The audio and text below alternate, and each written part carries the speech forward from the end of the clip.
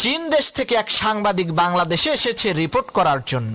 তো সেই চাইনিজ সাংবাদিক একটি ট্যাক্সি গাড়িতে করে ঢাকার শহরে ঘুরে বেড়াচ্ছে, আর সেই ট্যাক্সির ড্রাইভারকে বলছে, ভাই আপনাদের বাংলাদেশের ট্রেন এত ধীর গতি সম্পন্ন, যাইয়া দেখেন আমাদের চীন দেশে কত দ্রুত গতি সম্পন্ন বুলেট ট্রেন।